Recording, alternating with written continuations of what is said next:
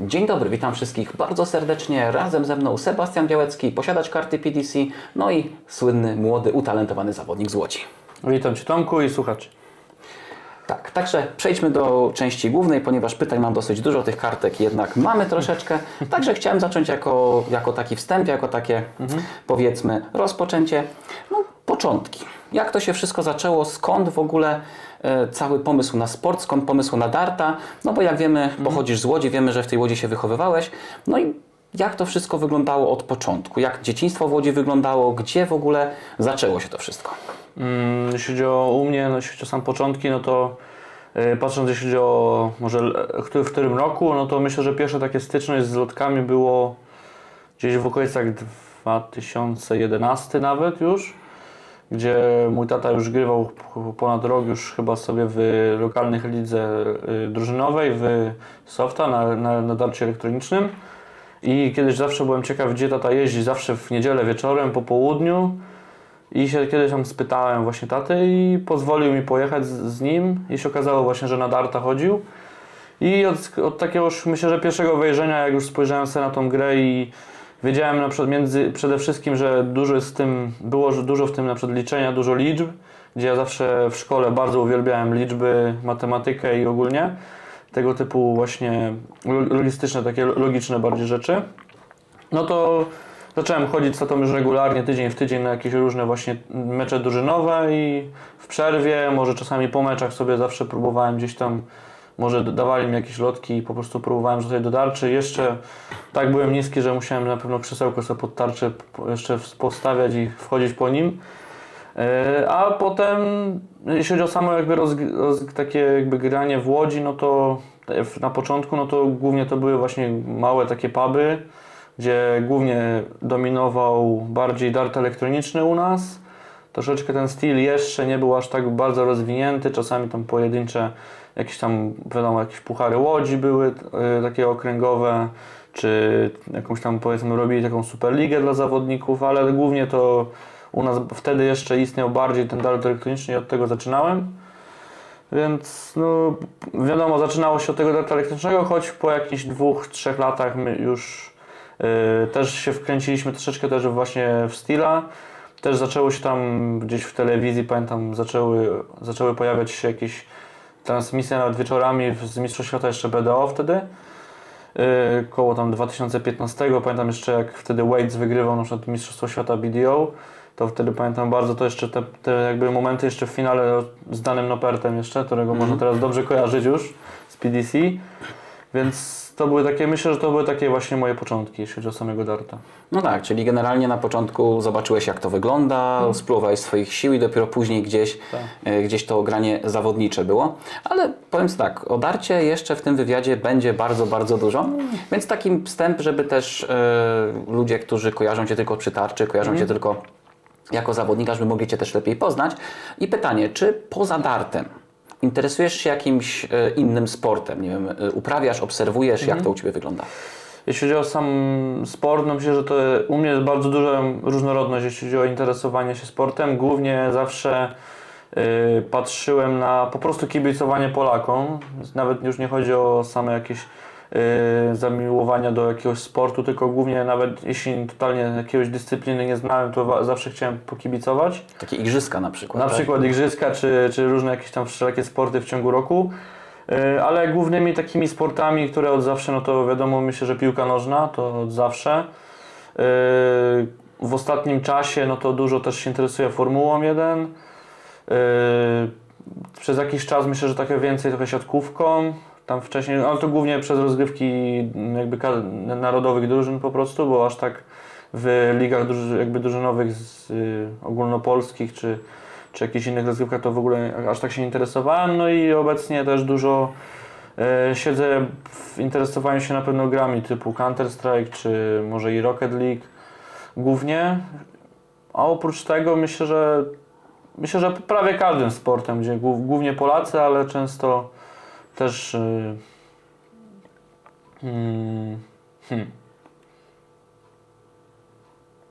To mam takie pytanie kontrolne dotyczące Formuły 1. Norris czy Verstappen? No Norris. To byśmy się nie dogadali. Niestety.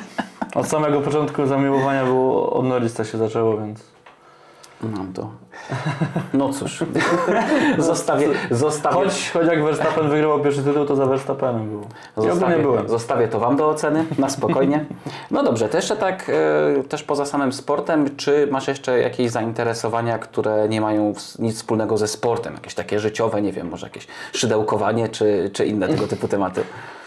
Znaczy, raczej chyba nie mam, aż tak bardzo.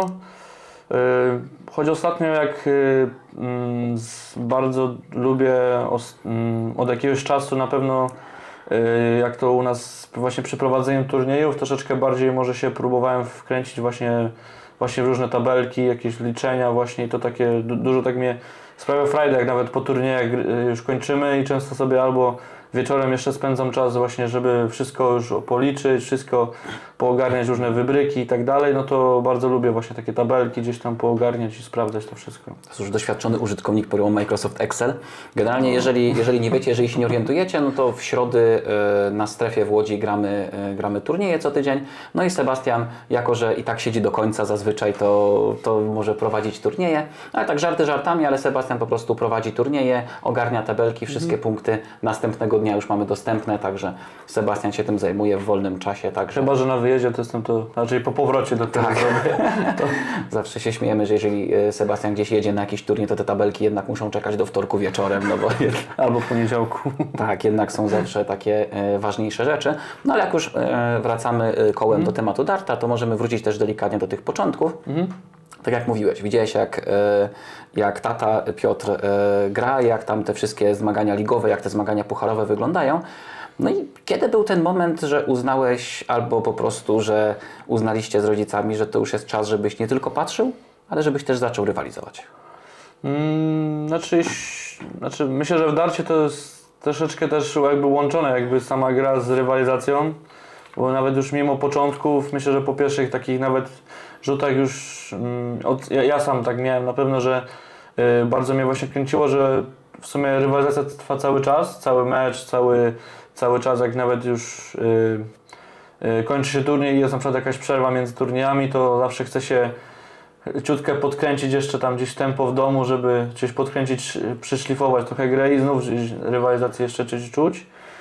Więc, ale tak z samych początków, no, znaczy myślę, że cały czas tam, jak się takie rywalizacje, jeśli chodzi o grę samą, no to myślę, że od samego początku było takie pchnięcie.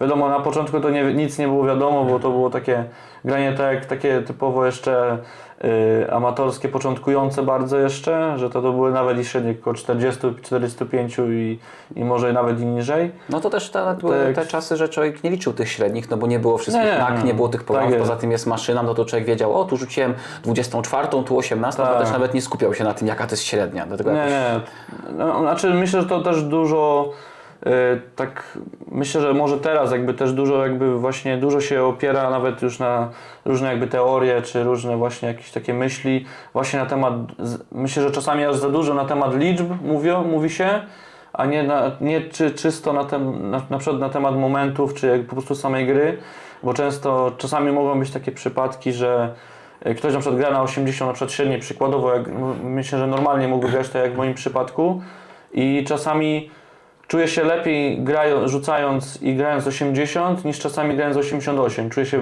czasami pewniej, choć nie wchodzi, ale czuję pewniej grę, czy luźniej ręka chodzi, no i sam ten wyrzut, jakby czuję, że mam jakby kontrolę też nad grą. Więc często czasami ta średnia może też mylić jakby w głowach też, że możesz grać 80 na przykład 5, a teoretycznie byłeś na przykład niezadowolony z meczu i to też... No tak, no to jest teoria darterska, raz, że średnie nie grają, a dwa, że nie ma żadnego znaczenia, czy rzuci się w 16 czy w 18, to jest ta sama kolejka a różnica na 10 średniej jest. I tak przeciwnik nie podchodzi, także to jest patrzenie na same cyferki, no powiem tak, no, łatwiejszy jest dostęp, ale to jest bardzo zgubne teraz w tych czasach. No tak. No dobrze, no ale jeśli właśnie o cyferkach, jeśli mówisz o tej średniej 80, no to kiedy uderzył, jaki był taki, czy był w ogóle taki przełomowy moment, kiedy pomyślałeś, hej, ja w to umiem grać, ja po prostu jestem w stanie pokonać tego, pokonać tamtego i fajnie byłoby, żebym gdzieś więcej czasu na to poświęcił. Znaczy jeśli o taki moment, myślę, że mogło nawet go nie być, bo takiego przełomowego, bo też większość mojego czasu w sumie to spędzałem czas tylko przy darcie głównie. Kiedyś tam, jak wiadomo, już tam częściej jeszcze tak nie aż tak się mocno nie grało, ale mimo szkoły wracałem do domu często albo właśnie od razu sobie uderzałem na tarczę i sobie po prostu rzucałem, bo po prostu lubiłem to robić. No a na początku może czasami też i gry po prostu się zaczęły jakieś na konsoli coś grać, ale też po jakimś czasie często mi się po jakichś 2-3 godzinach maksymalnie mi się nudziło. Już było coraz monotonnie, coś tam się robiło i nagle szukałem czegoś innego i zawsze szedłem na tarczę i tam mogłem spokojnie na początku spędzać po nawet i 5-6 godzin z samego po prostu rzucania. Wtedy nie było też i aplikacji, niczego, to tak naprawdę dostawałem po prostu od rodziców kartki, nawet i A4, ja sobie po prostu pisałem 2 razy 501, sobie grałem po prostu i sam liczyłem, więc też na pewno w tym mi pomogło to, że po prostu teraz mi się dużo wygodniej gra, bo nie muszę aż tak zliczać, bo już po prostu mam to też zapamiętane systemowo, no i też czasami jak nawet coś dziwnego wpadnie, to mogę sobie to łatwo przeliczyć. Ale to z takich przełomowych to może tak być etap taki gdzieś, gdzie miałem, może to był taki rok 16-17, gdzie tak poczułem, czy to 17, no około 16, między 16 a 18, że tak poczułem, że ta gra bardziej właśnie przeskoczyła z takiego 60 na 70, właśnie gdzie 70 to już tak myślę, że z 60 na 70 przeskoczyć to już jest troszeczkę już aż zauważalny widok bardzo, bo to jednak 60 grając, to jeszcze wiadomo, że to jest takie granie typowo takie, że nie wystarczy same pojedyncze rzucać 20 przykładowo i czasami dorzucisz potrójną i ta średnia będzie się trzymać, a już 70 to już bardziej wymaga od Ciebie konsekwencji i rzucania regularnie przynajmniej tej jednej potrójnej na kolejkę i myślę, że to był taki przełomowy właśnie taki moment między tak 2016 i 2018 i ten przełom z 60 na te 70 średnie regularne. No tak, no do 2018 jeszcze przejdziemy. Tam mam jeden ciekawy, no już Sebastian wie, o co chodzi, już się uśmiecha, ale do tego jeszcze przejdziemy, to jest temat na dalszą część wywiadu.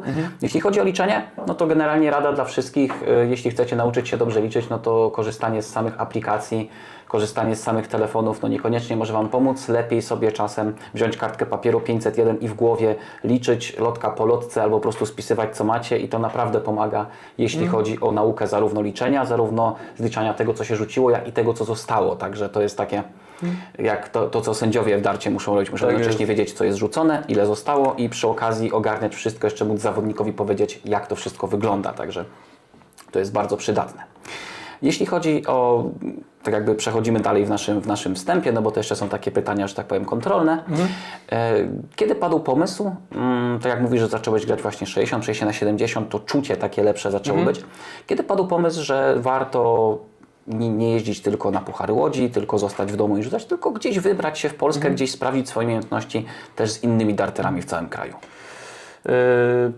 Znaczy myślę, że jeśli chodzi o taki moment, to myślę, że to też głównie, w tym przypadku, jeśli chodzi o turnieje może ogólnopolskie, też mi w tamtym jakby momencie mojego początku jeszcze pomogło dużo to, że turnieje właśnie ogólnopolskie typu właśnie czy Grand Prix, czy jeszcze Mistrzostwa Polski, ja zaczynając właśnie już, przechodząc gdzieś tam sobie już pomału na Steela, właśnie dużo pomogło, że mieliśmy turnieje w Łodzi w samym właśnie w Arturówku u nas, blisko Łodzi, czy nawet w Łodzi już chyba jeszcze, już nawet. To w Prząśniczce chyba. W Prząśniczce, tak jest, tam w hotelu właśnie w Arturówku. I tam regularnie odbywały się w marcu Grand Prix zawsze Polski, jeden weekend i w lipcu właśnie wakacje Mistrzostwa Polski, które teraz wiemy, że są w Tarnowie, Mistrzostwa Polski są właśnie w Tarnowie Podgórnym oraz Grand Prix już w tym sezonie na przykład na Tarnowo z Krakowem się powiedzmy na zmianę mieszają. Więc myślę, że to dużo też mi pomogło ze względu na to, że mogłem jakby od razu nawet nigdzie nie wyjeżdżając sobie spróbować swoich sił właśnie na arenie takiej ogólnopolskiej. I te początki wiadomo, to były już takie jeszcze, że aż tak się nie grało, to było takie chęć, daleko nie ma, nie trzeba nigdzie jeździć, a można sobie zawsze spróbować się i zagrać. Gdzie jeszcze wiadomo, wtedy miałem już jeszcze poniżej 18, więc wiem, wpisowego nie musiałem płacić, więc mogłem sobie po prostu za darmo sobie spróbować, zagrać. I takie myślę, że potem już wiadomo, jak już zaczęły się takie lepsze średnie i jeszcze wtedy już coś tam się grało już na tym ogólnopolskim właśnie między innymi przez te Grand Prix w Łodzi i tam nawet raz chyba mi się udało już dojść chyba do najlepszej 32 turnieju chyba wtedy i tam miałem właśnie taki słynny mecz o kopertę, tam właśnie było top 16, dostaje nagrody i dyplomy i wtedy pamiętam, to był chyba bodajże jakiś jeden z ostatnich razy właśnie w Łodzi i wtedy udało mi się tam 17 miejsce zrobić i dało mi to na pewno duży taki zastrzyk jakby takiej chęci grania i myślę, że nawet i spróbowania się dalej właśnie, jeśli chodzi o ogólnopolski już tam poziom. No tak, no tak jak mówisz, że już zaczęły się jakieś sukcesy, już gdzieś taka chęć była, no bo to nie są czasy teraz, że ktoś widzi w drabince Sebastian Białecki i już ma ciepło, tylko no, były czasy, widzi młody chłopak przychodzi, rzuca, no bo fajnie, no nikt go nie zna, nikt go nie kojarzy, jak coś zagra, no to tylko na jego korzyść. No i pytanie właśnie takie kończące właściwie cały wstęp. Kiedy reszta Polski zaczęła zauważać Twój progres, Twoje postępy i fakt, że taki zawodnik jak Sebastian Białecki w ogóle pojawi się na mapie Polski? No bo tak jak zobaczą, że ktoś zajął sobie 17 miejsce, no to nawet nikt nie dostrzeże, nikt nie zauważy. Kiedy był taki moment, że zarówno Ty, jak i cała reszta tak jakby darterskiej Polski zobaczyła, o, ten młody coś umie, ten tutaj coś może zamieszać? Znaczy, jeśli chodzi o takie, myślę, że głosy, czy takie już nawet gdzieś tam słyszałem, to myślę, że nawet już prawie też na początku, bo to już tam zacząłem już troszeczkę lepiej grać, już nawet już troszeczkę bardziej, już dużo jakby już zacząłem wygrywać już nawet już u nas w Łodzi, gdzie pamiętam taki moment był rok bodajże tam między 15 chyba a 16 rokiem, gdzie pamiętam na pucharach Łodzi cyklicznych jakby i na softie i na stylu w jakimś sezonie bodajże byłem tam gdzieś chyba 33, a w ciągu 1 czy 2 lat już wbiłem się na 1 nawet i to był wtedy był duży progres właśnie z takiego poziomu około 40-45 na ponad 65 już regularne w ciągu 2 lat i wtedy może już u nas na pewno zaczęły się takie już na pewno dużo takich głosów że przyszłość przed Tobą i tak dalej i to też u nas na pewno na lokalnym jakby podwórku trochę już takich już było głosów, choć takie pierwsze głosy myślę, że już wyżej, no to na pewno turniej we Włocławku Grand Prix i to było bodajże 2018, pamiętam właśnie jak też już wspominamy, że troszeczkę spontanicznie, troszeczkę z tatą wymyśliliśmy, że a może sobie w niedzielę pojedziemy na Grand Prix właśnie do Włocławka, bo daleko nie ma.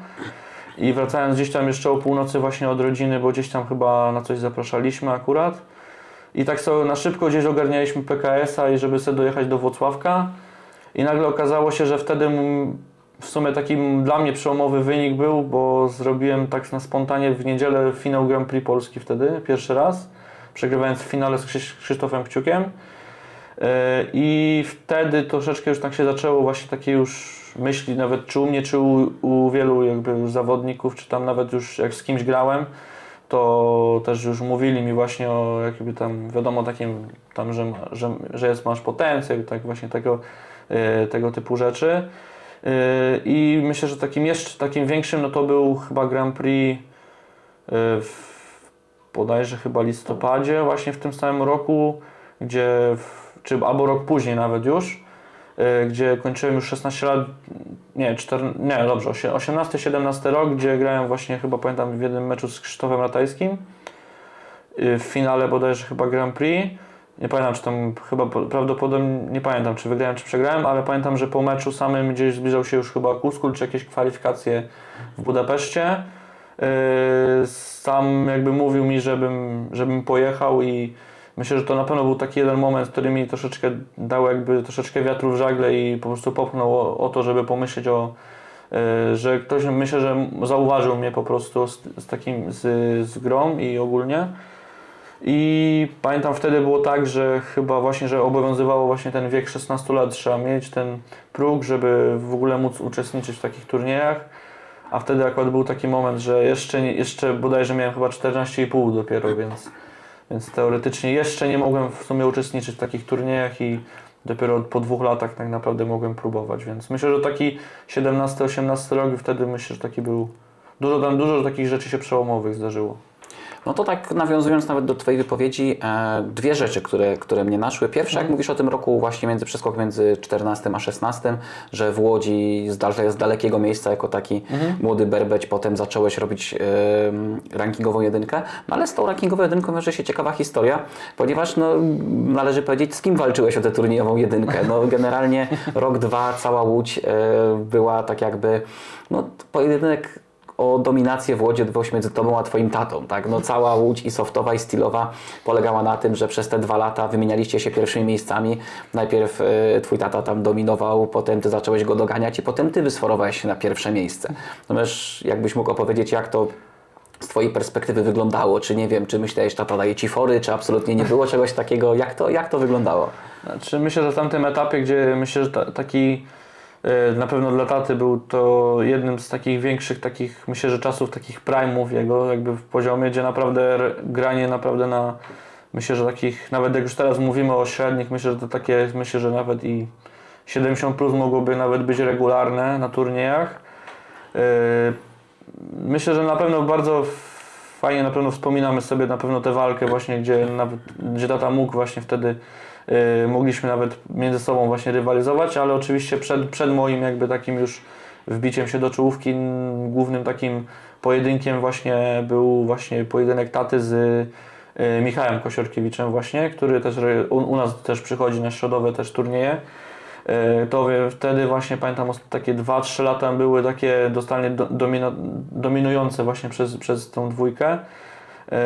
I tam wymieniali się o pierwsze, drugie gdzieś do ostatniego gdzieś turnieju, walka o zwycięstwo na przykład w całym cyklu pucharu i od razu potem gdzieś tam na pewno znaczy myślę, że jeśli chodzi o takie myśli, fory, myślę, że czasami tak dla żartu, no czasami tam się gdzieś tam się wymsknęło, ale tak to myślę, że bardzo przyjemna i fajna na pewno. Fajnie na pewno wspominać takie coś, że takie coś było.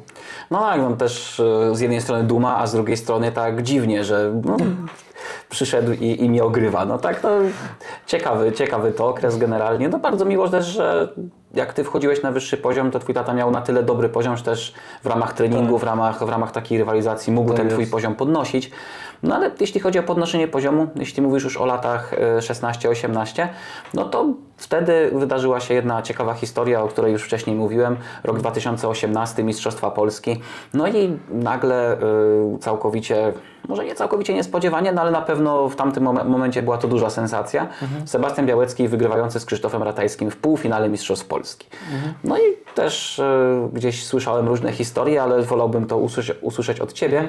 No jak to wyglądało? No bo generalnie idąc troszeczkę jeszcze do przodu, finał z Krzysztofem Kciukiem przegrany, no ale to też zakładam, że już całe ciśnienie po wygraniu z Krzyśkiem zeszło. Myślę, że tak. Więc pytanie, jak to z Twojej perspektywy przebiegało? No bo raz, że jeszcze byłeś no, dosyć młody, stary jeszcze nie jesteś, no ale w porównaniu z tym, ile masz teraz lat, no to było jednak te 8 lat temu, no bo mamy już 2026, tak to te 8 lat temu jednak kawałek czasu minął. Jak to wyglądało z Twojej perspektywy? No bo najpierw trzeba było do tego półfinału dojść, a potem w tym półfinale trzeba było Krzyśka Ratajskiego ograć. No i jak to przebiegało? No, jak już wspominałeś właśnie o tym turnieju, no to był taki, myślę, że jeden z takich najbardziej jakby najbardziej takich chyba radosnych i ważniejszych takich momentów, które zawsze do końca będę chyba wspominał, gdzie jak już wcześniej nawet zaczynałem, już Krzysiek właśnie był gdzieś już tam właśnie jakby mocną już jakby osobą, jeśli chodzi o już arenę polską i nawet i międzynarodową, gdzie dla mnie właśnie to był taki wzór właśnie taki do naśladowania, czy do właśnie, żeby po prostu idol, do którego bym chciał dążyć na początku i sam pojedynek zawsze z Krzyśkiem był takim dla mnie jakby spełnieniem marzeń, że mogę właśnie spróbować, jakby się zmierzyć, a samo pokonanie jeszcze Krzyśka to już w ogóle było dla mnie czymś, czego ciężko jest chyba myślę, że opisać nawet, ze względu na to, że no już wcześniej już też było kilka już razy, na pewno się mierzyłem już z Krzyśkiem już wcześniej, przed tym pojedynkiem i zawsze było tak gdzieś tam na początku wiadomo tam jakiś mecz 3-0, gdzieś tam może w jednym gdzieś tam partii byłem może blisko, ale tak to było zawsze daleko, potem gdzieś jakiś może leg urwany, gdzieś tam 2 i tak się zawsze gdzieś tam umiałem gdzieś tam może jeden zawsze gdzieś dorzucić i nagle taki mecz w sumie w takim turnieju jednak najważniejszym, jeśli chodzi o arenę polską, wtedy na pewno. I nagle właśnie podchodzę po fantastycznym właśnie takim biegu właśnie turniejowym, gdzie w tym samym momencie jeszcze był turniej juniorski, więc tak naprawdę ja latałem z tarczy na tarczę i grałem etap powiedzmy w jakiś top 32 na przykład w Mistrzostwach Polski, kończyłem i od razu musiałem biec na juniorów, żeby jeszcze tam dogrywać mecze i to takie było też ciekawe, dla mnie też na pewno troszeczkę też duży test, bo też jednak w tym momencie też było dużo właśnie gry i też bez prawie żadnych przerw. Musiałem właśnie wtedy grać od rana do wieczora tak naprawdę. I sam mecz z Krzyśkiem no to był na pewno dużo emocjonalny, że po prostu jeśli chodzi o samego przeciwnika ale sama jakby możliwość wygrania tego meczu to ciężko mi jest to opisać na pewno. Pamiętasz wynik? 5-4. Czy jeszcze Decider, to tym Jeszcze bardziej. po Deciderze tak. było.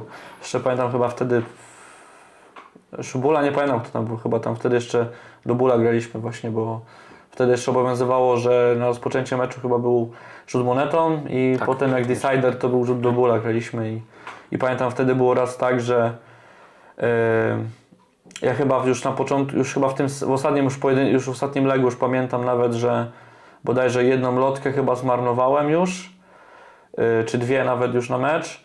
Krzysiek miał bodajże chyba nawet jeszcze pamiętam 78, rzucał 18-20, lekkie spowolnienie, żeby docelować i nie trafia w topa, w podwójne 20 i potem gdzieś tam pamiętam chyba nawet rzuciłem gdzieś niedaleko w podwójnej 18 i druga mi się tak odbiła, że akurat weszła w double 18, więc jakiś dar chyba musiał zlecieć chyba z tej lotki, bo teoretycznie nie leciała w ten punkt, ale wpadła jakimś. Dobry marker, to po prostu się mówi, że dobry marker i wtedy sama wpada. No gdzie nie rzucisz, to po prostu ona wciąga, tak samo jak przy rzucaniu maksa, no też te lotki się wciągają. Też muszą. Zaskoczony był Krzysiek, czy nie był aż tak zdziwiony już po waszych poprzednich pojedynkach? Znaczy jeśli chodzi o samą jakby reakcję, no wiadomo jak po prostu profesjonalnie po prostu podziękował za grę i po prostu poszedł. Nie było aż takiej wiadomo na początku takich jakby tam wiadomo, że nie ciskał, podziękowań, nie ciskał lotkami. Nie, aż tak to nie, ale po prostu wiadomo, że dla każdego takiego zawodnika ja już wiem jak się teraz można w tym czuć, bo sam już jestem w takiej pozycji i czasami się zdarzały takie mecze, że po prostu wiadomo, że w środku może troszeczkę też tam kipić mocno tam właśnie z nerwów, trochę zdenerwowania, że jednak się poległo, więc dla mnie to było jakby może normalne i nawet wtedy akurat nie zwracałem na to pewnie uwagi, po prostu dla mnie to było jakby najważniejsza rzecz wtedy w życiu, którą zrobiłem i po prostu się cieszyłem po prostu z każdym, ze znajomymi, z rodziną wtedy w tym momencie, więc... Opinia publiczna, taki świat darterski bardzo był zaskoczony? Myślę, że na pewno i to też może takie właśnie tego właśnie typu rzeczy na pewno troszeczkę przyczyniły się na pewno później.